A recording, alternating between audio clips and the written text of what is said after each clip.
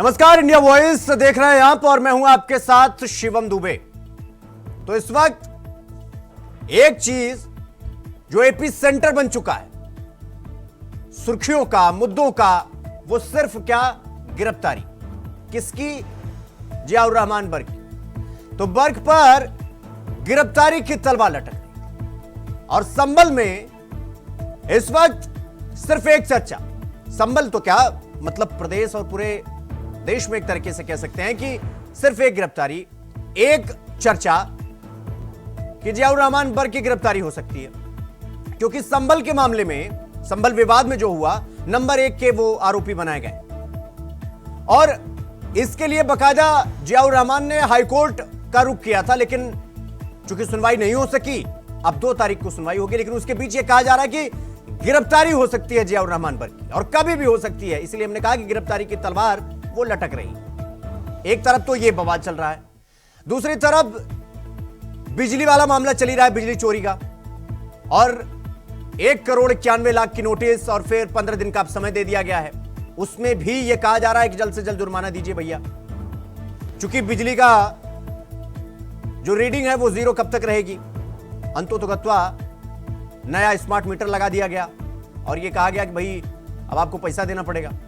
एक तरफ गिरफ्तारी, एक तरफ जुर्माना, तीसरी तरफ यह कहा जा रहा है कि भाई ये तलवार कब तक लटकेगी, कब गिरफ्तारी होगी। इसको लेकर जियाउर रहमान भी बड़े चिंतित हैं और वो कह रहे हैं कि जिस वक्त ये हिंसा हुई उस वक्त तो मैं था ही नहीं, मैं तो बेंगलुरु में था। लेकिन पुलिस ये कह रही है कि अपने बयानों के जरिए उन्होंने भड़काया और नंबर 1 के वो आरोपी हैं, तो गिरफ्तारी हो भी सकती है। दूसरी तरफ गृह मंत्री अमित शाह के द्वारा दिए गए बयान को लेकर अब यह मामला भी हल्ला में आ चुका है और जिसको लेकर समाजवादी पार्टी से लेकर कांग्रेस और जितने भी विपक्षी दल हैं वो सब हल्ला कर रहे हैं। और इस बीच समाजवादी पार्टी के विधायक ने कुछ बयान ऐसे दे दिए हैं जिसको लेकर अब फिर से सियासत तेज हो गई है। इन्हीं सब चीजों को लेकर आज हम चर्चा करने वाले हैं और चर्चा में कौन कौन से मेहमान शामिल होने हैं उनसे आपका परिचय करवा देते हैं और फिर चर्चा की शुरुआत सीधे कर देंगे। और हमारे साथ आलोक वत्स हैं, नेता भारतीय जनता पार्टी के, मुन्ना खान है, नेता कांग्रेस के, और पूजा मिश्रा हैं, प्रवक्ता समाजवादी पार्टी की, हमारे साथ जुड़ गई हैं। चर्चा की शुरुआत करेंगे। पूजा जी, चर्चा की शुरुआत आपसे ही करेंगे। ये जियाउर रहमान बर्क साहब की गिरफ्तारी, कहा जा रहा है कि भाई तलवार तो लटक रही है, कभी भी गिरफ्तारी हो सकती है, हाईकोर्ट भी गए थे, लेकिन ये सुनवाई हुई नहीं। मतलब अब क्या होगा, मतलब गिरफ्तारी हो जाएगी, लोग तो यही कह रहे हैं कि भाई गिरफ्तारी हो सकती है कभी भी। लोगों के कहने से गिरफ्तारी हो रही होती शिवम जी, तो मुझे लगता है हो गई होती या फिर नहीं हुई होती। हाँ। लोग हैं, लोग तो कुछ ना कुछ कहेंगे ही। हाँ, और भाजपा है तो भाजपा कुछ ना कुछ करेगी ही। आप देखिए जो है, अगर जहाँ तक बात है दंगा भड़काने की बात को लेकर अगर देखा जाए तो पहली बात तो वाकई में जो है उस वक्त सांसद जी वहाँ पे थे नहीं, और दूसरी बात जो है कि ये जो दंगा हुआ वहां पे, उसके लिए तो देखिए प्रशासनिक फेलियर पूरी तरीके से है। आप उसमें किसी को भी अपराधी बना लीजिए, किसी को भी अक्यूज बना लीजिए, भाजपा की सरकार है, वो अपने सत्ता का जो है दुरुपयोग करती है। और मुझे लगता है कि अगर बर्क जी मुस्लिम नहीं होते तो शायद इतना तगड़े से दुरुपयोग भी ना कर रही होती सत्ता का। अब बिजली की बात कर लेते हैं। पहली बात तो ये कि जो सांसद जी हैं उनके यहाँ पे जनरेटर और सोलर पैनल्स वगैरह भी लगे हुए हैं, उसकी वजह से बिजली चला करती थी। फिर भी अगर 6 महीने से 0 आ रहा था वहां पे रीडिंग, अगर इलेक्ट्रिसिटी बिल का रीडिंग 0 आ रहा था, तो फिर 6 महीने तक आप क्या कर रहे थे? आप इंतजार कर रहे थे क्या कि नहीं वो कभी जो है वहां पे सर्वे करने के लिए जाएंगे, फिर वो बयान देंगे, फिर वो हंगामा मचेगा, उसके बाद में फिर हम लोग जाएंगे बिजली चोरी को लेकर के और फिर उसके बाद में फाइन किया जाएगा। तो मुझे लगता है कि एक होता नहीं, रणनीति के तहत में ये प्लान तरीके से किया गया हुआ है और सांसद जी को फंसाने का कार्य किया जा रहा है और चारों मुस्लिम समुदाय से आते हैं, इसलिए उनको टारगेटेड करके कार्य किया जा रहा है। तो मुझे भाजपा देखिए ऐसा तो है नहीं कि कोई ऐसा पहली बार हो रहा है कि किसी नेता को टारगेट कर रही है और उसको जेल तक ले जाने की बात कर रही है, तो लेकर के जाते भी है, बहुत सारे नेताओं को लेकर के गए हो और फिर वो वहां से यहाँ होकर के भी आए हैं। ये सारे जो एलिगेशन लगे हुए उनके साथ भी हुए हैं, पर हाँ बदनामी के तौर पे तो कर ही लेते हैं। उन्होंने बदनामी के लिए किसके लिए नहीं किया? उन्होंने तो माननीय राष्ट्रीय अध्यक्ष अखिलेश यादव जी को भी चोरी का इल्जाम लगा दिया था कि वो घर से निकलते उन्होंने पता नहीं क्या क्या चीजें चुरा ले गई थी, कौन सा FIR दर्ज हुआ था, कौन सा वो जेल गए थे। तो ये तो भाजपा है, ये जो है अपनी राजनीति को ठीक करने के लिए, उसको जो है ग्लोरीफाई करने के लिए या दिखाने के लिए किसी समुदाय को और एक ठीक है पूजा जी, मैं आपके पास आऊंगा। आलोक जी, मैं आपके पास आ रहा हूं। आलोक जी, ये सब मुस्लिम हैं जियाउर रहमान बर्क साहब, इसीलिए आप लोग उन्हें फंसा रहे हैं, उन्हें ट्रैप में ला रहे हैं। और अगर बिजली चोरी की भी बात आई जाए, अगर मान लीजिए उसका भी जिक्र कर ही लें, तो अगर आप लोग कह रहे थे कि 6 महीने से बिजली का बिल 0 आ रहा था, तो आप लोग क्या कर रहे थे? वो मुस्लिम ना होते तो आप लोग गिरफ्तारी ना करवाते और इतना हो हल्ला ना होता। शिवम जी, हाँ, इसमें मुस्लिम और हिंदू का मतलब नहीं है। हाँ, अगर आप सरकार की कोई सुविधा ले रहे हैं और उसके लिए आपको पेमेंट करना है, तो बतौर एमपी तो आपके आचरण ऐसे होने चाहिए कि दूसरों को सीख मिल सके। और मैं बता दूं, ये चोरी 6 महीने से नहीं, ये बरसों से इनके यहाँ ये चोरी हो रही है।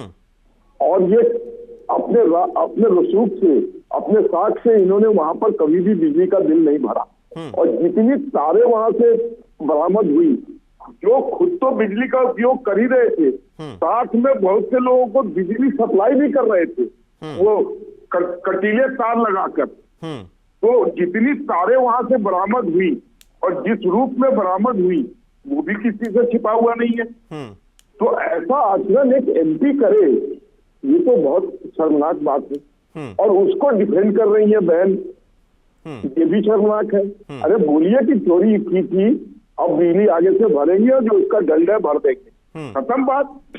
बहुत से लोग हैं, और मैं आपको दावे के साथ कह सकता हूँ कि बहुत से एमपी अक्रॉस पार्टी लाइन में बोल रहा हूँ, नहीं तो एक सेकंड तरीके की आलोक जी, अगर वो नंबर 1 के आरोपी है, नहीं भर रहे होंगे। एक सेकंड, अगर नंबर 1 के आरोपी है, तो गिरफ्तारी तो आज सबकी हो ही रही है, किस चीज का इंतजार किया जा रहा है? उनको भी उठाइए।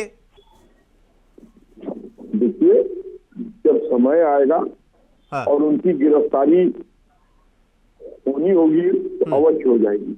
लेकिन एक बड़े एमपी है, सांसद है, हाँ, सारी चीजें सोच समझकर फिर करनी होगी, ताकि कोई ये ना कहे कि गलत ढंग से किसी को उठा लिया गया है। हाँ, तो तहकीकात चल रही है। अगर वो इस मामले में दोषी पाए जाएंगे और गिरफ्तारी उनके लिए अवश्य भावी होगी तो होकर रहेगी। नहीं तो आलोक जी, ये तो आपका आप ये तो स्टेट के पैसे का दुरुपयोग नहीं कर सकते। नहीं तो आलोक जी, वो बात ठीक है, हम कह रहे हैं वो बिजली विभाग वाला मामला छोड़ देते हैं, बिजली चोरी का, ये संबल हिंसा वाले की बात कर रहे हैं आप। अगर उसमें नंबर 1 का आरोपी बनाया गया है, सबकी गिरफ्तारी हो ही रही है, उन्हें जो है हाईकोर्ट से राहत मिली थी, तो गिरफ्तारी करिए उनकी। मतलब किस चीज का इंतजार किया जा रहा है कि पंडित जी से मुहूर्त निकलवाएंगे क्या गिरफ्तारी की? देखिए, जिन लोगों के विरुद्ध हमें पुख्ता साक्ष्य मिले हैं वो गिरफ्तार हो गए हैं। हाँ, जिन लोगों के विरुद्ध अभी पुख्ता साक्ष्य नहीं मिले हैं वो वंचित है, लेकिन तहकीकात जारी है। हाँ, अगर जो इनके खिलाफ पुख्ता सबूत मिलेंगे तो 100% इनकी गिरफ्तारी हो जाएगी। तो नंबर 1 का आरोपी बिना पुख्ता सबूत के ही बना दिया गया उनको? नंबर 1 के आरोपी इनके बयानों के आधार पर बनाया गया है। हाँ, और आरोपी तो आरोपी होता है, उसमें नंबर 1 और 2 और 3 क्या करेगा? आरोपी है। अगर कोई बलात्कारी है तो बलात्कारी है, हाँ, कोई देशद्रोही है तो देशद्रोही है, उसमें नंबर 1 का क्या मतलब है? अगर ये आरोपी है तो है, हाँ, लेकिन अगर इनके ऊपर तहकीकात होगी, इनके विरुद्ध पुख्ता सबूत मिलेंगे तो इनकी गिरफ्तारी हो जाएगी। ठीक है, ठीक है। अब मैं आपके पास आऊंगा आलोक जी, मैं आपके पास आऊंगा। मुन्ना खान साहब, मैं आपके पास आ रहा हूं। आपको भी यही लग रहा है कि जियाउर रहमान को टारगेट किया जा रहा है? वो मुस्लिम ना होते तो शायद ये सब जितनी तलवार लटक रही है उन पर, इतना सब कुछ ना होता, और वो मुस्लिम ना होते तो बिजली विभाग में ये जो 0 रीडिंग आ रही थी उसमें ये सब भी ना होता, वो छोड़ दिए जाते, बच जाते वो।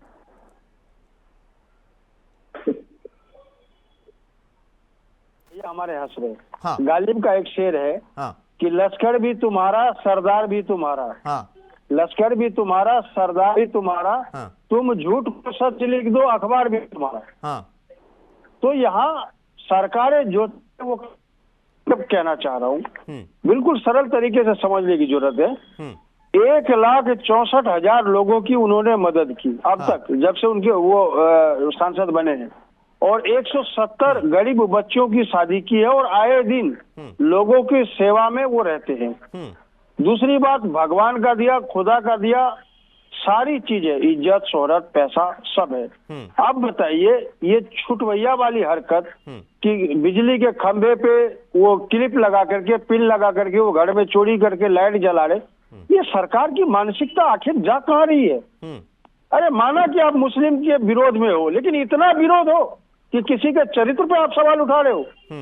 राजनीति के स्तर अब इतनी गिर चुकी है कि एक सांसद के ऊपर बिजली का चोरी है, सरकार लगा रही है। हाँ, लगा भी सकती है, समझने की बात है। जब आजम खान पे मुर्गी चोरी का इल्जाम, भैंस चोरी का इल्जाम, बकरे चोरी का इल्जाम लग सकता है, तो अब्दुल रहमान बर्क तो अभी नए नवेले सांसद हैं, उन पे तो ये सरकार कुछ भी लगा सकती है। मैं एक बात बता दूं कि माना कि तो कयामत है, पर कयामत तक तो नहीं। जिस दिन ढले, उत्तर प्रदेश में भारतीय जनता पार्टी के नेताओं को सर छुपाने की जगह नहीं मिलेगी। जिस तरीके से आए दिन आज विपक्ष के नेताओं के साथ इनका बर्ताव है, व्यवहार है, जिस तरीके से उनका चरित्र पे, उनके प्रॉपर्टी पे, उनके मानसिकताओं पे जो सवाल खड़े हो रहे, ये कहीं ना कहीं जवाब देने ही पड़ेंगे भारतीय जनता पार्टी को। बस सरकार एक बार बदल जाए। आपको याद होगा यही सरकार जिस तरीके से आजम खान के साथ आज क्या मुस्लिम कम्युनिटी में बात नहीं फैल रही कि बदले के भावनाओं से इस तरीके से बदला लिया जा रहा, बदले के भावनाओं से कार्रवाई हो रही है। इस उत्तर प्रदेश की 25 करोड़ की जनता है और बहुत समझदार है। दिन पलटेंगे, इनके भी दिन आएंगे, और जब इनके दिन आएंगे तब आपको पता लगेगा इनके दिन कहाँ चलेंगे। मुन्ना खान साहब, मैं आपके पास आऊंगा। आलोक जी, सुन रहे हैं ना आप? जिस दिन सरकार पलटी, आपके सारे नेता अंदर, और फिर एक एक कर जो है हिसाब किताब किया जाएगा। मुन्ना खान साहब कह रहे हैं, और वो कह रहे हैं वो सांसद है, वो चोरी करेंगे, सब कुछ है भगवान का दिया हुआ उनके पास। बाबा बलात्कार कर रहा है कि नहीं देश में मुन्ना भाई? मौलाना बलात्कार कर रहा है कि नहीं इस देश में मुन्ना भाई? तो सांसद चोरी कर देगा तो ये कौन सी बड़ी बात हो गई? जिसके लाखों अनुयायी होते हैं, जो चरित्र का पाठ पढ़ाता है, जो खुदा से मिलने का रास्ता तय कराता है, वो बलात्कारी हो रहा है। ये कलयुग है मुन्ना भाई, ये कलयुग है। यहाँ कोई भी आदमी का चरित्र कभी भी डोल सकता है। यहाँ पर अगर आप हरिश्चंद्र और गांधी ढूंढ रहे हैं तो आपकी गलती है। लगातार बिजली का बिल जीरो, अब्दुल रहमान बर्क कहा रहा है, तो सरकार कहाँ सो रही थी? आलोक भैया, मैं ये पूछ रहा हूँ। देखिए, अगर वो पकड़ा गया, घर में चोरी की बिजली चलाई जाती है और सरकार बेखबर सो रही है। जो पकड़ा गया वो चोर, जो नहीं पकड़ा गया वो साध है। पकड़ा नहीं गया। संसद में जिस तरीके से अब्दुल रहमान बर्क ने आवाज उठाई भारतीय जनता पार्टी के खिलाफ, ये कहीं ना कहीं शाह और शहनशाह को चुभा है, और शाह और शहनशाह ने उन्हें पत्र लिखा है। शहनशाह ने पत्र लिखा योगी आदित्यनाथ को कि इमीडिएटली इन पे कार्रवाई की जाए अब्दुल रहमान बर्क पे, और यही नतीजा आज कार्रवाई हो रही है। और शहनशाह की यहाँ पर बिल्कुल लोकतंत्र है, और इस लोकतंत्र में हमारे नहीं, लोकतंत्र कहाँ है? आप बताइए ना, लोकतंत्र कहाँ है? जनता हमें लोकतंत्र कहाँ है? राजस्थान में एक बोरवेल में बच्चा गिर जाता है, आप उसे नहीं निकाल पा रहे, आप उसे नहीं खुदवा पा रहे, और हर मस्जिद के नीचे आप मंदिर ढूंढने में लगे हो। देश चांद में जाने की सोच रहे हैं। कई ऐसे देश है जो दोबारा से चांद में जाने की सोच रहा है, लेकिन भारतीय जनता पार्टी की सरकार मस्जिद के नीचे मंदिर ढूंढ रही है। ये यथास्थिति आ गई है। आप लोगों की राजनीति सिर्फ और सिर्फ शमशान, कब्रिस्तान, हिंदुस्तान, पाकिस्तान पे रह गई है। न शिक्षा पे, न स्वास्थ्य पे, न बेरोजगारी पे, न अत्याचार पे, न बॉर्डर सुरक्षा पे। सिर्फ और सिर्फ कहीं न कहीं हिंदुस्तान, शमशान, कब्रिस्तान, पाकिस्तान में लगे हो आप। जाजिया कर लगाया, 1.5 मन जनेऊ तोलता था औरंगजेब, ये आपसे छिपा नहीं है। फिर आप औरंगजेब पे चले गए। नहीं, आप बात करते करते औरंगजेब पे चले गए। मैं अभी प्रेजेंट टाइम में पूछना चाहता हूँ, युवाओं के रोजगारों का क्या हुआ? महिलाओं की सुरक्षा का क्या हुआ? जो देश के प्रधानमंत्री मोदी कहते थे 1 साल के बदले 10 साल लाऊंगा, उसका क्या हुआ? चाइना को माल आगे दिखाने की बात, उसका क्या हुआ? और वहाँ साल के नौकरियों का क्या हुआ? महंगाई, बेरोजगारी का क्या हुआ? और क्या हुआ? स्मार्ट सिटी का क्या निकल रहा है? आपके पास जवाब नहीं है। कितनी निकल रही है? ओम निकल रहा है। कोई बच्चा रोजगार पूछे, देश का युवा रोजगार पूछे, बोलेगा देखो पाकिस्तान में कितनी बेरोजगार, देखो पाकिस्तान में कितनी महंगाई। अरे हमें औरंगजेब और पाकिस्तान से क्या लेना देना? भारतीय जनता पार्टी के नेता इतने औरंगजेब करते, लगते हमारे नहीं, इनके ही चचा थे वो। हम लोग तो कभी नहीं बोलते औरंगजेब। हमें औरंगजेब से क्या लेना देना? औरंगजेब को पूजने वाले भी औरंगजेब से हमें क्या लेना देना? उनके मजाक पर जाकर चादर और फूल चढ़ाई थी, आपने देखा होगा। औरंगजेब की मजार पर जाकर आप ही के कौम के कुछ लोगों ने जो दूसरी पार्टी से है, उन्होंने जाकर वहां पर अरदास किया था। औरंगजेब के मजार पे हमारे कौम के लोग जाते हैं, लेकिन पाकिस्तान में जिन्ना के मजार पे तो आपके चचा जाते हैं। इसमें आपका क्या कहना है? देखिए, जिन्ना के मजार के और औरंगजेब के मजार का आप तुलना नहीं कर सकते हैं। जिन्ना ने एक देश को बसाया, एक कौम की उन्होंने हिफाजत की। बाबर ये औरंगजेब तो आताताई था जो अपने बाप को पानी के लिए तरसा दिया, अपने भाइयों का कत्ल करके रास्ता की गद्दी पर बैठ गया। आप उसकी तुलना जिन्ना से कर रहे हैं। लाला चिकोर का गर्दन काट दिया उसने। ठीक है आलोक जी, मुन्ना खान जी, एक सेकेंड आलोक जी, मुन्ना खान जी, देखिए ऐसे 1 to 1 करेंगे तो चर्चा हो नहीं पाएगी। पूजा जी मैं आपके पास आ रहा हूं। ये अमित शाह ने संसद में जो कहा था राज्यसभा में, और उसके बाद बड़ा बवाल हुआ और आप लोगों ने बड़ा प्रदर्शन किया, जगह जगह पर आप लोगों ने ज्ञापन भी सौंपा राष्ट्रपति को। आप ही के विधायक हैं सुरेश यादव, आपने सुन लिया होगा उन्होंने क्या कहा, नहीं तो एक बार वो सुना देते हैं, उसके बाद फिर उस पर आते हैं। एक बार वो, मैं अपने सहयोगी से कहूंगा कि एक बार वो चलाएं और सुनवाएं कि समाजवादी पार्टी के विधायक सुरेश यादव ने क्या बयान दिया। एक बार वो बयान सुनिए। ये सरकार नहीं, भारतीय जनता पार्टी एक आतंकवादी संगठन, हिंदू आतंकवादी संगठन, ये पूरी तरह से पूरे देश को बर्बाद करना चाहते हैं। हमारे महापुरुषों के बारे में इतनी गलत बातें करने का काम करेंगे, समाजवादी चुप बैठने वाला नहीं। मैं पुनः अपने तमाम पदाधिकारियों का आभार प्रकट करता हूं कि आप सबने कम समय में इतनी बड़ी संख्या में उपस्थित होकर इस कार्यक्रम को सफल बनाने का काम किया। इसके लिए मैं तो ये बयान है सुरेश यादव का, समाजवादी पार्टी के विधायक हैं। पूजा जी, ये इनके बयान से सहमत हैं आप? देखिए, मुझे लगता है कि जो उन्होंने शब्दों का चयन गलत कर दिया। हिंदू आतंकवादी शब्द जो है नहीं प्रयोग करना चाहिए था। ये नहीं कर सकता है कोई, इसके साथ समाजवादी पार्टी जो है भी नहीं। और मुझे लगता है कि शायद विधायक की या तो फ्लो में गलती कर गई या फ्लॉ हो गया। जनरली फ्लो में फ्लॉ हो जाता है और लोग ध्यान नहीं देते हैं उस पर। मुझे लगता है कि ऐसा नहीं बोलना चाहिए था। हाँ, ये बात उन्होंने सही कहा कि जो भाजपा है, आतंकवादी कौन होता है? जो आतंक फैलाता है। और भाजपा टेरर ही तो फैला रही है, लोगों के बीच में डर फैला रही है, डरा करके जो है काम कर रही है, डराने का जो है कार्य कर रही है। तो ये तो फैक्ट है, ये बात फैक्ट है। लेकिन हाँ, वो जो हिंदू आतंकवादी कहा, इसके साथ में तो समाजवादी पार्टी ऐसे बयानों का समर्थन नहीं करती है। भले वो उनका हमारे विधायक ही है, पर समाजवादी पार्टी ऐसे बयान तो पूजा जी, अगर गृह मंत्री ने राज्यसभा में इस तरीके का बयान दिया, हालांकि आप लोग कह रहे हैं वो तो मान नहीं रहे हैं, आप लोग कह रहे हैं कि बाबा साहब का अपमान किया तो इनको पार्टी से इस्तीफा देना चाहिए, माफी मांगनी चाहिए, तो ये विधायक जी से माफी मंगवा रहे हैं या इस्तीफा ले रहे हैं इनका? शिवम जी, इस पे जो है पार्टी डिसाइड करेगी कि उनसे माफी, मुझे लगता है कि माफी वो मांग लेंगे। अगर जानबूझ के उन्होंने बोला भी नहीं होगा और वो माफी मांग भी लेंगे। उस तरीके से ढीठ नहीं है ना, घमंडी नहीं है ना, समाजवादी पार्टी के ही विधायक है ना, वो भाजपा के जो है तो है नहीं। ना ही जो अमित शाह है कि उनके अंदर घमंड हो। आपने कहा कि अमित शाह नहीं कह रहे हैं कि उन्होंने ऐसा कुछ बोला।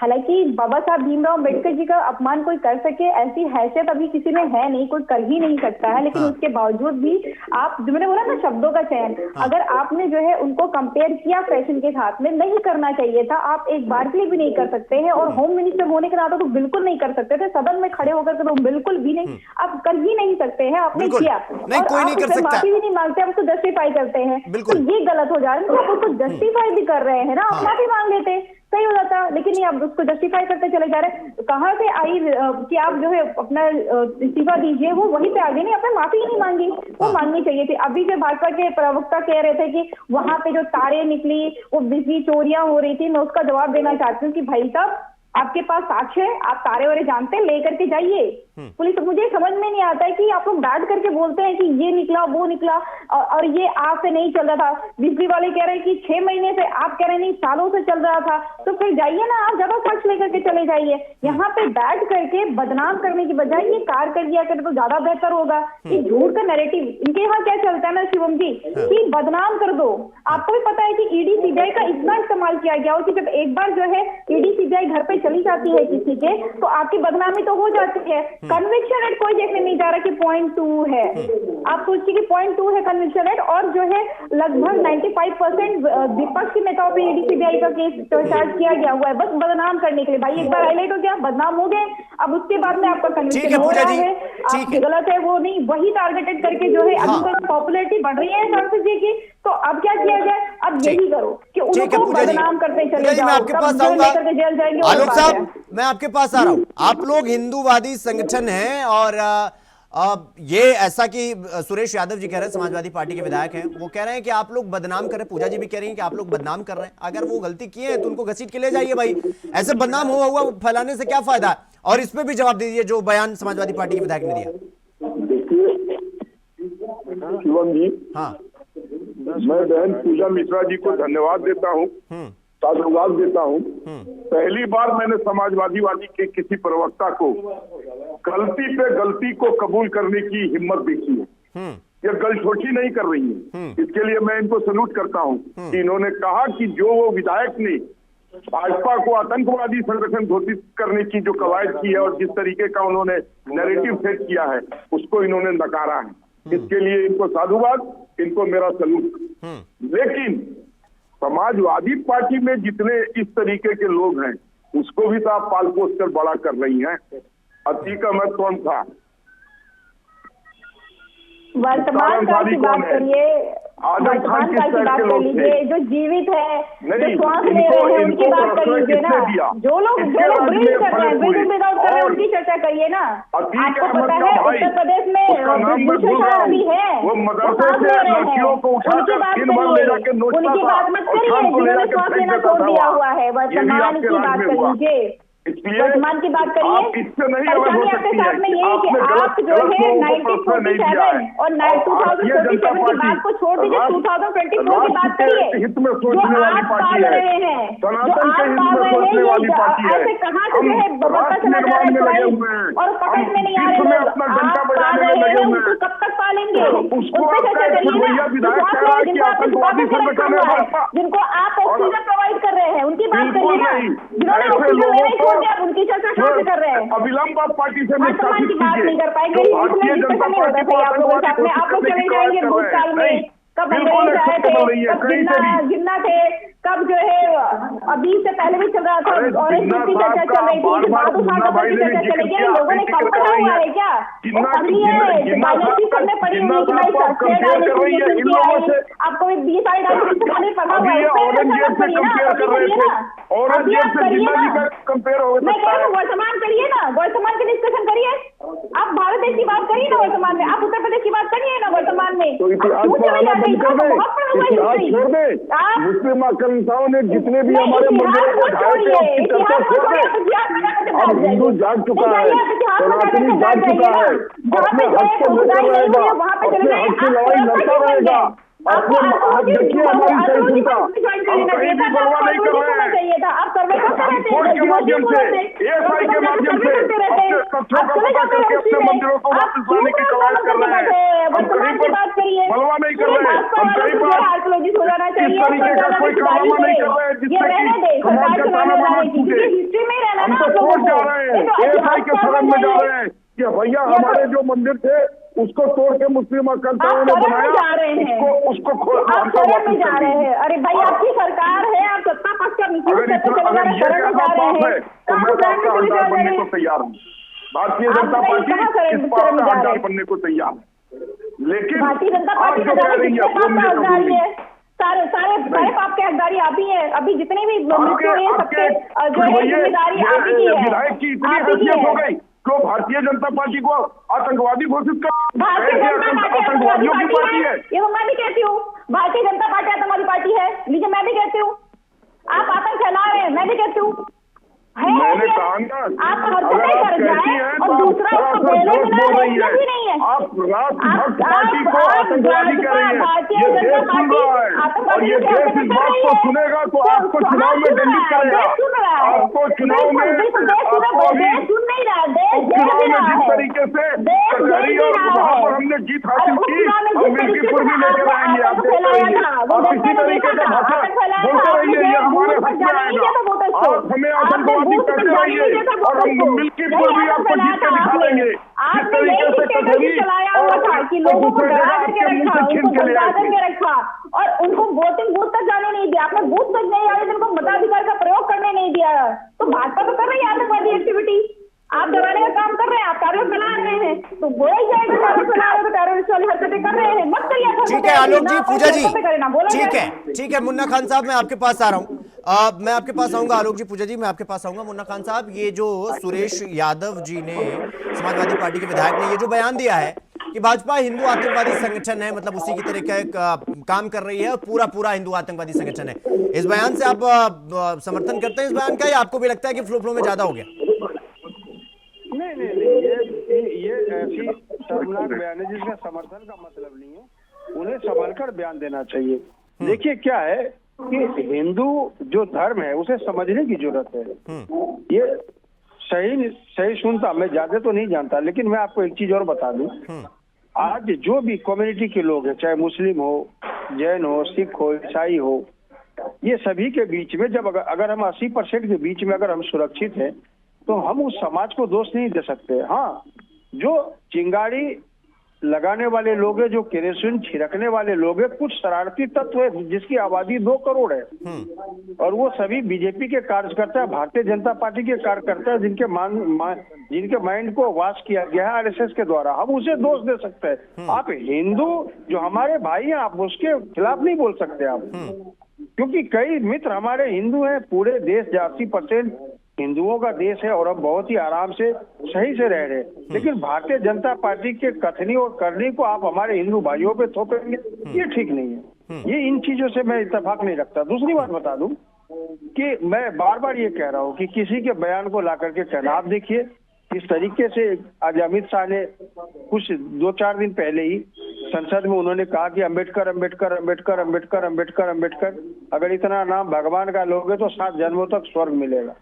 तो ये भारतीय जनता पार्टी की मानसिकता को दर्शाती है कि ये लोग किस तरीके से, जो दलित परिवार से उभरे बाबा भीमराव अंबेडकर जो संविधान लिखे, जिसके ऊपर हम भी चल रहे हैं, आप भी चल रहे हैं, पूरा देश चल रहा है, लेकिन भारतीय जनता पार्टी को यह कबूल नहीं है। भारतीय जनता पार्टी कहीं न कहीं चाहती है कि नागपुर का जो संविधान है वो देश पे थोपा जाए और जो संविधान चले वो नागपुर से चले। ये बात देशवासियों को गवारा नहीं है, हमें भी गवारा नहीं, आपको भी गवारा नहीं, किसी को गवारा नहीं। इसीलिए बार बार अमित शाह जी से इस्तीफा मांगा जा रहा है और भारतीय जनता पार्टी से पूछा जा रहा है कि जिस संविधान को आप माथा टेके। एक बात बड़ी दिलचस्प बताना चाहता हूँ मैं। 2014 याद कीजिए, जब देश में प्रधानमंत्री नरेंद्र मोदी जी चुने गए, जब वो प्रधानमंत्री बने, जैसे आए वो तो पहली बार उन्होंने संसद का जो जीना उस पर माथा टेका और 10 साल नहीं बीते उन्होंने संसद ही बदल दी। अब वो दोबारा से संविधान को माथा टेक रहे। अब थोड़ा सा देशवासियों को डर सता रहा है कि देशवासियों की मैं समझदारी में दिल से सलाम करता हूं कि 400 पार नहीं होने दिया, 240 पे ही रोका और बताया कि देश चीजों संविधान को माथे से टेका है। जिनको इन्होंने माथे से टेका है उनको इन्होंने साइडलाइन करने का काम किया। इतिहास ये बता रहा है। मैं ज्यादा कुछ न कहते हुए, मुन्ना खान साहब एक सेकंड, अब यहाँ पे एक छोटे से ब्रेक का समय हो गया है, हम फौरन वापस लौट रहे हैं। तो ब्रेक के बाद एक बार फिर आप सबका स्वागत। आज हम चर्चा कर रहे हैं कि बर्क की गिरफ्तारी हो सकती है या नहीं, क्योंकि तलवार तो लटक रही है। तलवार ये कि उन्होंने हाईकोर्ट का रुख किया और फिर सुनवाई अब 2 तारीख को होगी, उसके पहले ये कहा जा रहा है कि भाई गिरफ्तारी हो सकती है। इसी को लेकर आज हम चर्चा कर रहे हैं। आलोक जी मैं आपके पास आ रहा हूं, मुन्ना खान साहब मैं आपके पास आऊंगा, आलोक जी मैं आपके पास आ रहा हूं। ये कहा जा रहा है कि भाई आप लोग जो है हर मस्जिद में मंदिर ढूंढ रहे हैं, विकास आप कर नहीं रहे हैं, मुस्लिमों से आपको एक खास दुश्मनी है, इसीलिए आप जियाउर रहमान के पीछे पड़े हुए हैं, इसीलिए। और ये जो दलित के भगवान कहे जाते हैं या फिर इस देश के भगवान कहे जाते हैं बाबा साहब भीमराव अंबेडकर, जिससे संविधान को आप लोग पूजते हैं, 2014 का भी जिक्र किया अभी मुन्ना खान साहब ने, आप सबसे दुश्मनी निकाल रहे हैं और आपके दिल में किसी के प्रति इज्जत सम्मान नहीं है। और वो कह भी रहे थे कि मुस्लिमों से तो खास दुश्मनी है ही है, कम से कम बाबा साहब का तो सम्मान कर लेते। आप पे आरोप लग रहा है।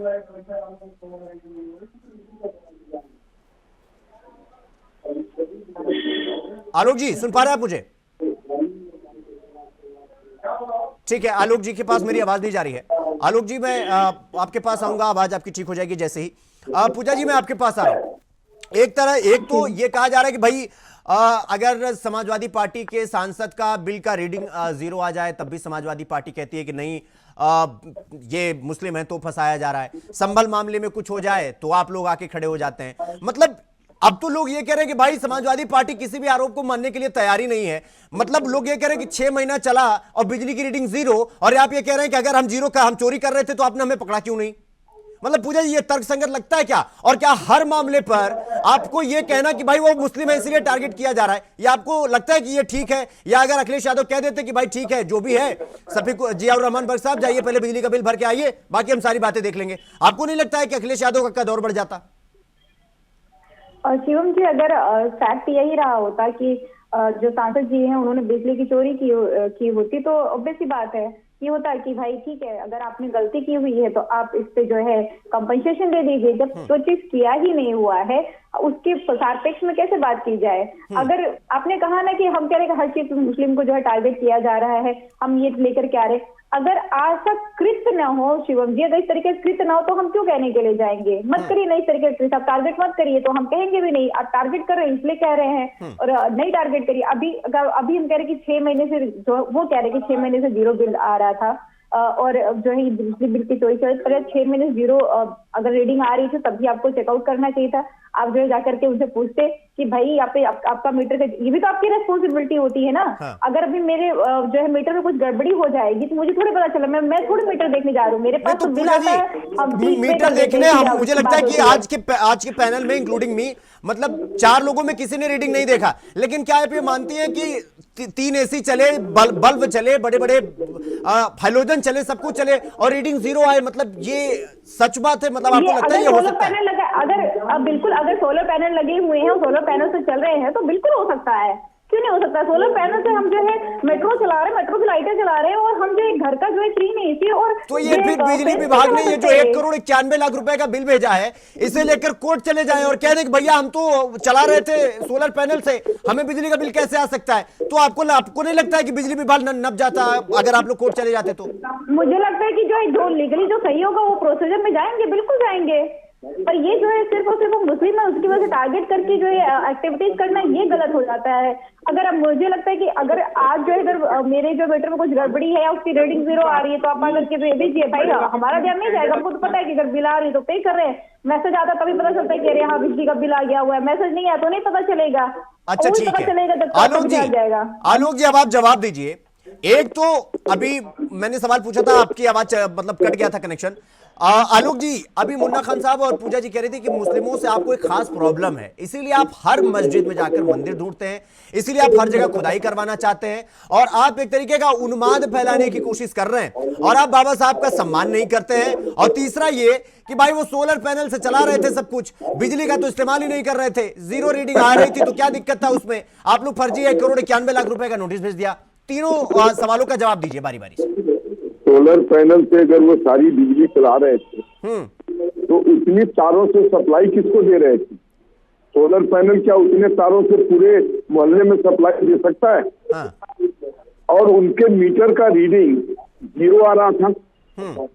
मीटर का रीडिंग, पूजा जी के लिए मैं ज्ञान के लिए बता दूं, मैं बिजली से संबंधित कार्यों को जानता हूं कि उसका जब तार मीटर का हटा दिया जाता है तो मीटर कोई रीडिंग नहीं करता है, और ये वहां पर ये लोग कर रहे थे।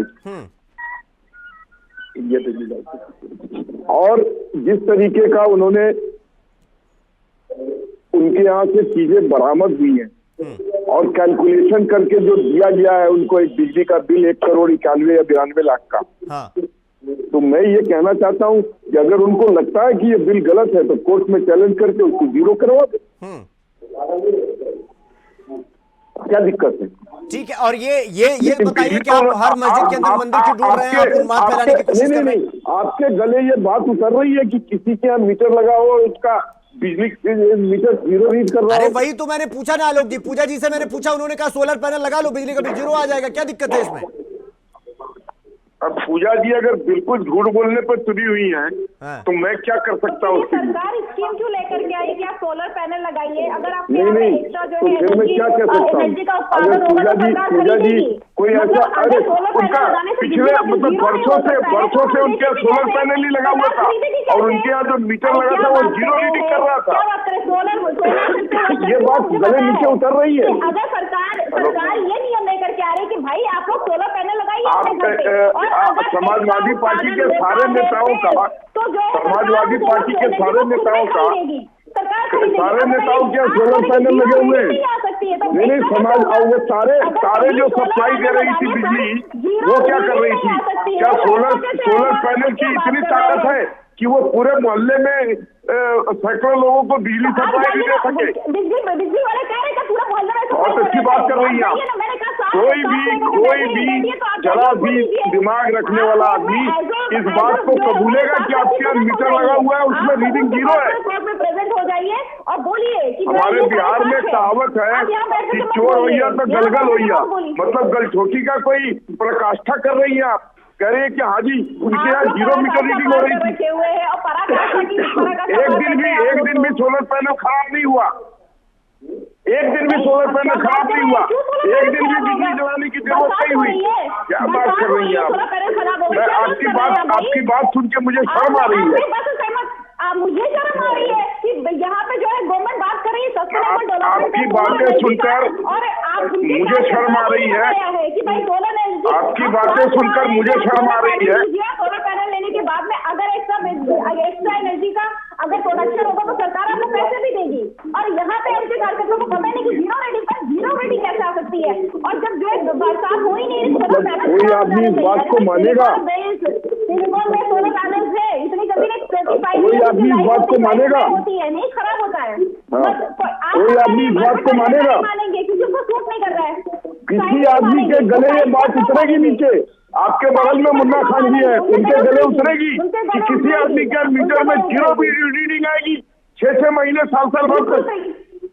6 महीने क्या बात करें, 6 महीने ये गलछोटी की पराकाष्ठा है। देखिए ये गलछोटी की पराकाष्ठा है।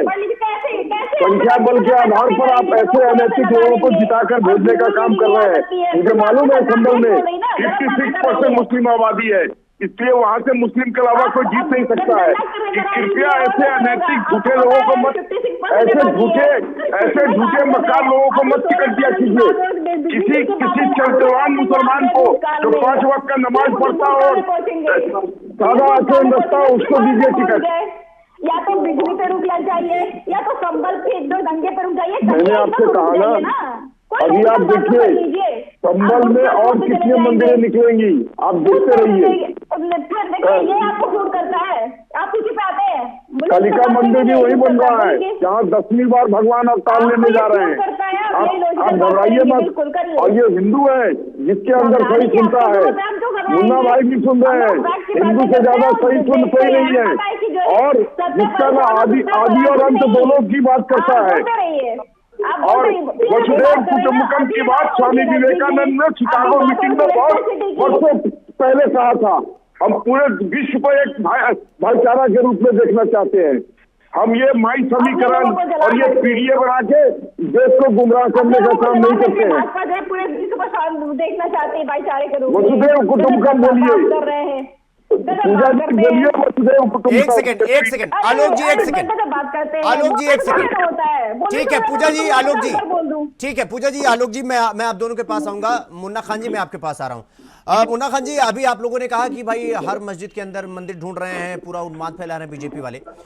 मुन्ना खान साहब, आपको भी पता है कि वो जो संभल वाली मस्जिद है उसमें सर्वे की जो जांच का आदेश दिया गया था, सर्वे का दिया गया था, मतलब वो तो कोर्ट की तरफ से आया था, और उसके बाद टीम अंदर गई और फिर हल्ला बवाल हो गया, इतना हो गया कि भाई देखिए मस्जिद में तोड़फोड़ की जा रही है। भाई सर्वे का मामला था, कोर्ट की तरफ से आया था, आप लोग संविधान में बिलीव करने वाले लोग हैं, फिर आपको नहीं लगता कि इसमें बीजेपी का रोल कहां आ जाता है? मतलब आपको क्यों लगता है कि बीजेपी करवा रही?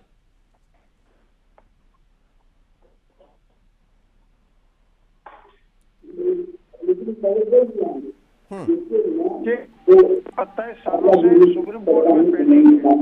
हाँ। उसमें कोई सुनवाई नहीं हो रही। 400 किलो आरडीएक्स कहाँ है, उसमें कोई सुनवाई नहीं हो रही। आतंकवादी हमारे देश में कहाँ से घुस गए, इसके सरकार के पास। एक सेकंड आलोक जी, एक सेकंड, मैं आपके पास आऊंगा। मुन्ना खान साहब का समय, मैं आपके पास आऊंगा, पूरा समय दूंगा आपको। मुन्ना खान साहब बोलिए। लेकिन अगर संभल मस्जिद का मसला आता है, हाँ, तो 2 घंटे के अंदर फैसला भी दिया जाता है, हाँ, 2.5 घंटे के अंदर कार्रवाई भी हो जाती है। तो मैं ये पूछना चाहता हूँ, आखिर ये क्या, कौन सी मानसिकता है? आखिर सरकार की सोच क्या है? 900 मस्जिद को सरकार ने क्यों चिन्हित किया? हाँ। ये कहीं ना कहीं सवाल का जवाब भारतीय जनता पार्टी को देना चाहिए। जिस तरीके से आज एक कम्युनिटी के पीछे ये पार्टी लगी है, एक कम्युनिटी के साथ जो दुर्व्यवहार कर रही है, कहीं ना कहीं ये चिंता का विषय है।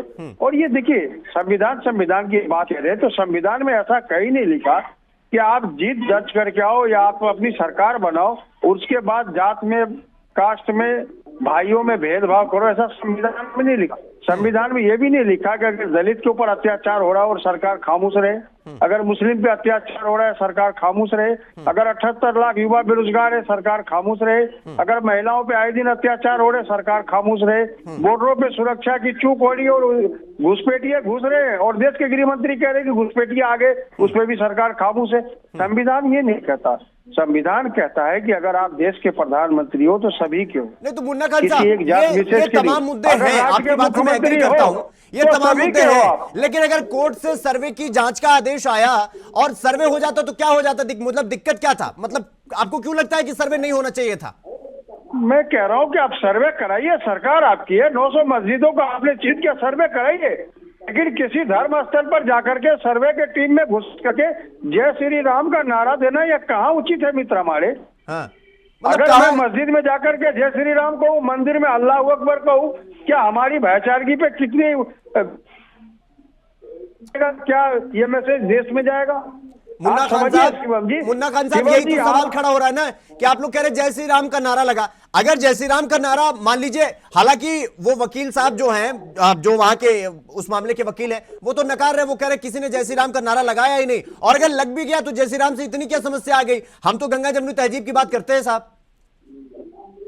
एक बात बताइए, हाँ, नमाज की अगर बात हो और शराब की दुकान के सामने पढ़ो, अगर शराब की बात हो फिर मैं वहाँ नमाज की बात करूँ, मंदिर की जगह पे मैं अल्लाह अकबर की बात करूँ, मस्जिद की जगह पे मैं जिस श्री राम की बात करूँ, क्या आप सुनते? 16 लाख 64,000 मस्जिदें बयान पढ़िए जहाँ कोई पूजा पाठ नहीं होता, उसमें कुछ मस्जिदों की संख्याएं हैं। तो मैं ये कह रहा हूँ कि इतना ही भगवान को याद तो उनके झंडे फहराना, जय श्री राम के नारे लगाना, ये आपको शोभा देता है क्या? हाँ। ये देश हमारा सूफियाना देश है। हाँ। यहाँ सभी कल्चर, सभी की जात, सभी धर्म के लोग रहते हैं। यहाँ 10 किलोमीटर भाषाएं बदल जाती है। मुन्ना खान साहब, आप ये कह रहे हैं कि वो जो सर्वे करने की टीम गई थी, ये जो बवाल हुआ है उससे नहीं हुआ है, ये जय श्री राम के नारा लगने की वजह से हुआ था, ये जितना पूरी हिंसा हुई संभल में, ये कह रहे हैं आप? नहीं, ये जय श्री राम के नारा लगने से बवाल हुआ तो हुआ, लेकिन ये सरकार की मंशा थी कि बवाल कर रहा है। अगर सरकार की मंशा नहीं थी, मैं ये पूछ रहा हूँ सुरक्षा कर्मी वहाँ कहाँ थे? हाँ। जब आपको पता लग रहा है कि एक मुस्लिम कम्युनिटी एरिया में जा रहे हैं और वहाँ जय श्री राम का नारा लगना है, तो सरकार को पता था, सरकार ने तो भेजा था, योगी आदित्यनाथ ने भेजा था कि मंदिर के आगे, मस्जिद के आगे जाके जय श्री राम का नारा लगाना है, वहाँ दंगे भड़काना है और सुर्खियों में अच्छा, मुन्ना खान साहब, वो योगी आदित्यनाथ ने भेजा था लोगों को जय श्री राम का नारा लगाने के लिए? बिल्कुल ही। मुख्यमंत्री कौन है उत्तर प्रदेश के, मैं ये पूछना चाह रहा हूँ। मतलब जय श्री राम का नारा लग रहा है कहीं पे तो मुख्यमंत्री जो है वो भेजते हैं। मैं कह रहा हूँ जय श्री राम के नारे घर में लगाओ ना। हाँ। सारे रात लगाओ, सारी दिन लगाओ, कौन मना कर रहा है? हाँ। मंदिर में लगाओ, किसी धर्म स्थल पे जाके तुम जय श्री राम का नारा लगाओगे? वो तो बच के आ गए, ये बहुत मुश्किल है, मैं कह रहा हूँ। अच्छा, वो बच के आ गए वहां से, ये बहुत बड़ी बात है। बहुत बड़ी बात है ये। ठीक है आलोक साहब, मुन्ना खान साहब को सुन रहे कि नहीं आप? बच के आ गया वो। मुख्यमंत्री जी ने वहां पर लोगों को भेजा जय श्री राम का जाओ नारा लगाओ, और वहां से वो बच के चले आए, ये बहुत बड़ी बात है, वरना जय श्री राम नारा लगा के आप लौट नहीं पाते। और आप ऐसा क्यों कर रहे हैं आलोक साहब? मेरा सवाल भी है, मुख्यमंत्री जी ऐसा क्यों कर रहे हैं? लोगों को भेज के मस्जिद के आगे जय श्री राम का नारा लगवा रहे हैं आप? मुन्ना खान साहब की धार्मिक आस्था आहत हो रही है। एएसआई को पूरा अधिकार है उसका सर्वेक्षण करने का, आपने क्यों रोका? आपने क्यों रोका एएसआई की टीम को अंदर जाने से? जबकि उन्हीं के संरक्षण में है वो मंदिर। 1951 का कानून उस पर लागू नहीं होता है, उन पर लागू होता है 1951 का कानून, जो एएसआई के संरक्षण में नहीं है। लेकिन फिर भी आप लोगों ने जबरदस्ती दी, गुंडागर्दी की, पत्थरबाजी की, नारेबाजी की। जय श्री राम का नारा किसी धर्म स्थल पे लगाओगे? पुलिस को आपने घायल किया और आप झंडे पर योगी जी अपने रूप में आ गए थे। अब आपकी पीली कर लग गई, अब आप झंडे पड़े हुए हैं। ठीक है भैया, पूजा जी, पूजा जी, मंदिरों का मैं आपसे ये जानना चाह रहा हूं, आप तो पढ़ी लिखी हैं और कानून भी बेहतर तरीके से जानती हैं। अगर ये मामला कोर्ट से आया था, कोर्ट की सर्वे टीम वहां पर सर्वे करने गई थी, और वैसे भी वो मस्जिद तो पूजा जी एएसआई प्रोटेक्टेड मॉन्यूमेंट है, उसमें वहां पर इतना उन्माद फैलाने की जरूरत क्या थी भाई? वो एएसआई प्रोटेक्टेड मॉन्यूमेंट है, वहां पर तो किसी का कोई लेना देना ही नहीं ना। लेकिन दिक्कत यहां पर इतना है, खौफ इतना है कि एएसआई की टीम ही नहीं अंदर जाने पा रही है। बोलो, आपको लगता है ये सही है? और ये जो मुन्ना खान साहब कह रहे हैं कि मुख्यमंत्री भेज रहे हैं लोगों को जय श्री राम का नारा लगाने के लिए, इस बात से मतलब इनके वक्तव्य से आप वाकिफ, मतलब आपको लगता है ये बात सही है? देखिए शिवम जी, अगर मैंने पहले भी बोला था कि वहां पे जो दंगा हुआ वो दंगे के लिए सरकार जिम्मेदार है। अगर जो है आपको ही पता है कि जो है जब भी मुजफ्फरनगर का दंगे की बात होती है तो समाजवादी पार्टी को जो है जिम्मेदार ठहराया जाता है, पर उस दंगे के मुख्य आरोपी जो है अरुण सिंह सैनी और भाजपा से विधायक थे, लेकिन हमारी सरकार थी तो जिम्मेदारी हमें ठहराया जाता है। और अगर अभी भाजपा की सरकार है और यहाँ पे तो जो है दंगों को बिल्कुल एक फ्रेम किया जाता है, वहां पे सर्वे के लिए आप गए, एक दिन गए, फिर दूसरे दिन आप फिर गए, आप कह रहे कि वो ये मैं नहीं चाहती इस बात में कि जो है मस्जिद कमेटी को वहां पे पार्टी नहीं बनाना चाहिए था। अगर आप सर्वे के लिए जा रहे थे तो वहां के जो लोग थे उनको विश्वास में लाना चाहिए था। इन सब बातों पे अगर हम नहीं भी आते हैं तो भी लॉ एंड ऑर्डर का मैटर था। आप बताइए कि अगर वहां पे इतने लोग इकट्ठे हो गए, पत्थर इकट्ठे हो गए, कैसे जो है आपको जानकारी नहीं हुई? ये जानकारी ना होना दर्शाता है कि ये ऐसा नहीं कि जानकारी नहीं हुई। देखिए शिवम जी, लगातार ऐसा हो रहा है कि बहराइच में आपसे जो है प्रशासनिक फेलियर हो जाती है, फिर आपसे संभल में प्रशासनिक फेलियर हो जाती है। ये कैसा प्रशासन है जिससे सिर्फ फेलियर ही हो जा रहा है? हर जगह पे हाथरस में भी आपसे प्रशासनिक फेलियर हो जाती है। जब बहराइच में एक बार ऐसी चीजें घटनाक्रम हो चुका हो तब तो आपको बहुत अलर्ट होकर के रहना चाहिए ना, कि ऐसा ना हो कि सौहार्द खराब हो जाए या इस तरीके की परिस्थिति सामने आ जाए। उसके बावजूद भी अगर ये देखने को मिलता है कि वहां पे इस तरीके की घटना घटित होती है, दंगा होता है, तो कहीं ना कहीं ये पूरी तरीके से प्लान है या सरकार ऐसा चाहती है? सरकार के मंशा के बिना आपको लगता है क्या कि इतना प्रशासनिक फेलियर हो चुका है जिसका कार्य बाहर ही यही होता है कि इस तरीके के घटनाक्रम को देखना, कहीं पे अगर ऐसा घटना हो रहा है उसको देखना जो है जरूरी हो जाती है, वही वो नहीं देख पा रहा है। और ये बात सही है, सर्वे करने की टीम वहां पे जा रही तो सर्वे करने के लोग ही जाते हैं वहां पे। आप कोई भाषण देने या कुछ जनसभा करने तो गए नहीं थे कि उनके साथ में जो है और धार्मिक लोग जाते और जय श्री राम के नारे लगाते या किसी भी नारे लगाते, कोई नारेबाजी करते हुए जाते। वहां पे कोई इस तरीके का मार्च तो चलना नहीं था ना, कोई प्रोसेशन तो था नहीं, वो तो टीम थी सर्वे जाने के लिए। तो ये भी ध्यान देना चाहिए था ना प्रशासन को, भाई यहाँ पे कोई प्रोसेशन नहीं चल रहा है, कोई आप लोग आराम से अपने घर जाइए, अगर जो है सर्वे चल रहा है सर्वे होने दीजिए। ये बात है कि आप लगाते जो है जय श्री राम का नारा लगाते अपने घर चले जाते। आलोक जी, मैं भी नहीं करूंगी कि जो है आप जो है जय श्री राम का नारा लगाएंगे तो दंगा होगा। ये मैं आलोक जी देखिए, समय धीरे धीरे समाप्ति की ओर है। मैं आपसे ये जानना चाह रहा हूं कि अगर आप कह रहे हैं कि भाई जियाउर रहमान बर्क एक आरोपी हैं, उन्होंने बेंगलोर में भले थे वो, लेकिन उन्होंने धार्मिक उन्माद फैलाने की कोशिश की और जिसका खामियाजा संभल को भुगतना पड़ा और आज तक संभल भुगत रहा है, तो फिर जियाउर रहमान बाहर कैसे घूम रहे हैं? उनकी गिरफ्तारी कब हो रही है? मेरा सीधा सा सवाल, और बता के जाइएगा, क्योंकि कोर्ट से उनको कोई राहत नहीं मिली है। आप ये नहीं कह सकते कि वो कोर्ट चले गए वरना गिरफ्तारी हो सकती थी उनकी। अब गिरफ्तारी आप करिए, कब कर रहे हैं ये बताइए। शिवम जी मुझे माफ करना, मैं दूसरे चैनल पे जा पूरी हो जाएगी, चाहे वो रात का 12 बज रहा हो, उसी वक्त उनकी गिरफ्तारी हो जाएगी। और ये चीज जान लीजिए, जो बहन पूजा जी कह रही थी कि एएसआई की टीम को वो पूरे मोहल्ले के लोगों को इकट्ठा करके उनसे मीटिंग करके अंदर ले जाना चाहिए था। एएसआई की टीम पॉलिटिकल नहीं है, वो नॉन पॉलिटिकल लोग हैं, उनकी उनका अपना सोच है, अपना स्ट्रक्चर है, अपना ढंग है किसी जगह का सर्वे करने का। पूरे मोहल्ले के लोगों को लेके नहीं जाएंगे वहां पे, इसलिए आप कृपया गुमराह न करें लोगों को। और आपके सांसद जियाउर रहमान बर्क ने समय समय पर ऐसे ज्ञान दिए हैं जिससे धार्मिक भावनाएं भड़की है। और नहीं तो आलोक जी, यही तो मैं भी कह रहा हूं, अगर धार्मिक भावनाएं भड़की हैं, आप कह रहे हैं कि समय समय पर उन्होंने ऐसा बयान दिया है, मुख्य आरोपी भी हैं वो इस मामले में, तो गिरफ्तारी क्यों नहीं हो रही है महाराज? मैंने कहा ना, अब वो लास्ट स्टेज में है, जैसे वो समाप्ति होगा वैसे इनकी गिरफ्तारी हो जाएगी। क्या समाप्ति हो रहा है? कब गिरफ्तारी होगी? तहकीकात। अच्छा, तहकीकात, मतलब अभी तक तहकीकात ही चल रही है, बाकी सबकी हो चुकी है, अभी इन्हीं की बारी है। बड़े लोग हैं, बड़े ढंग से तहकीकात होगा इनका। हाँ। इसलिए आप निश्चिंत रहे। हाँ। ये मोदी और योगी का राज है। यहाँ ऐसे लोग बख्शे नहीं जाएंगे। हाँ पूजा जी, मोदी और योगी का राज है, ऐसे लोग बख्शे नहीं जाएंगे। और ये जो कहा जा रहा है कि आजम खान बनने की कोशिश कर रहे हैं जियाउर रहमान बर्क, वो लंबा जाने वाले हैं। देखिए ये सही, इन्होंने एक बात बिल्कुल सही कही कि मोदी और योगी का राज है, लोकतंत्र का राज्य नहीं है। तो वाकई में अगर मुस्लिम समुदाय से आ रहे हैं हमारे साथ, तो वो वाकई में बख्शे नहीं जाएंगे।